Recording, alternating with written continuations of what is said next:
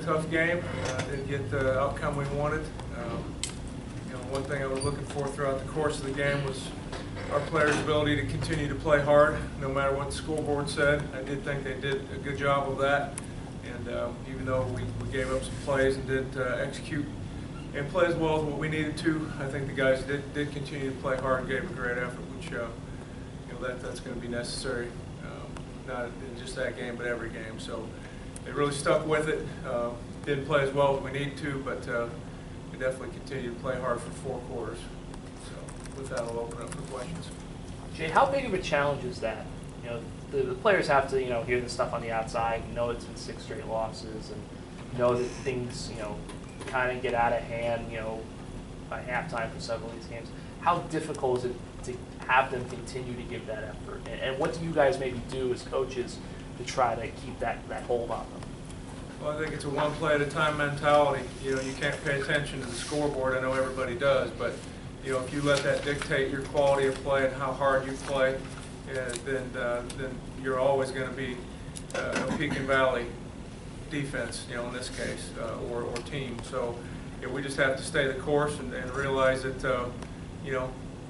irregardless of what the scoreboard says, we've got a job to do, and our job is to go out and try to get the offense that we're competing against off the field and get the ball back to our own offense, and we just got to keep that task first and foremost at hand, and hopefully that's a mentality they keep throughout the course of the game. So, and I thought they did a good job of that Saturday. Chris just said that he's been in more defensive meetings. He said he did some play calling on Saturday. Is that an indictment on the defense that the head coach has taken more of a role in play calling and sitting in meetings, things like that? As you guys probably know, he's always been involved in defense. To the extent that he's just that's his expertise, and that's where he spends a lot of his time. So I'm sure that's no surprise to any of you.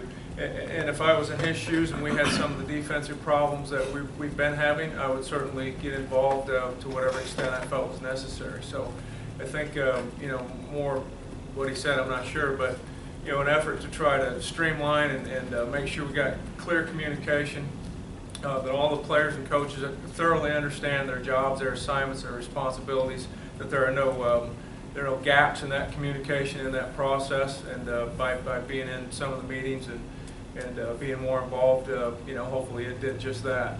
Obviously, we still wish we had not given up some of the plays that we did on Saturday, but again, to your point, I certainly think if I was in his shoes, I would have done exactly what he did.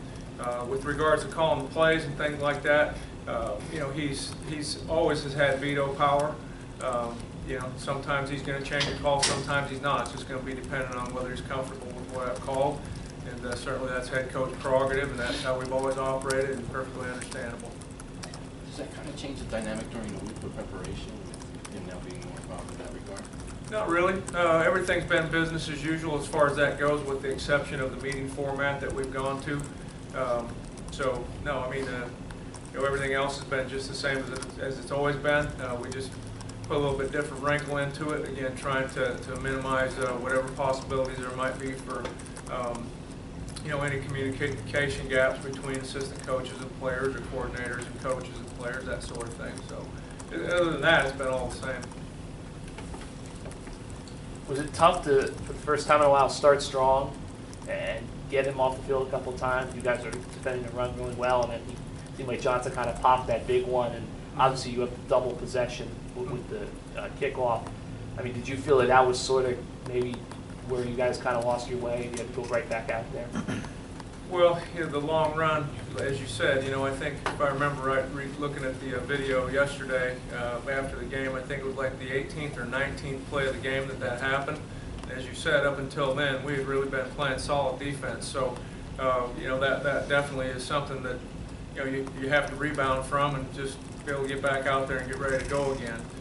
So yeah, I mean, that's a challenge, but it goes back to the very initial point of this, this conversation that we've been having is, you've got to be able to clear the mechanism, so to speak, and wipe the slate clean and go back out there and not let the scoreboard dictate how you play. So, but definitely that was a play we wish we hadn't given up. Coach, you have some veteran linebackers this year. Have you been disappointed with their play? Kind of how would you assess that? It's kind of reflective of our whole defense, inconsistent at times. Sometimes, you know, you turn the film on and there's lots of plays you like, but then there's always a handful that you don't. I suppose that's probably true almost any time you evaluate a 75 or 80 play football game.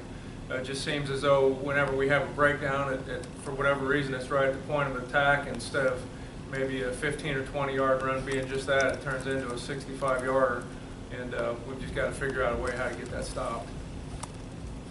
Any other questions? Thank you. Thanks, Jay. Appreciate it. Thank you.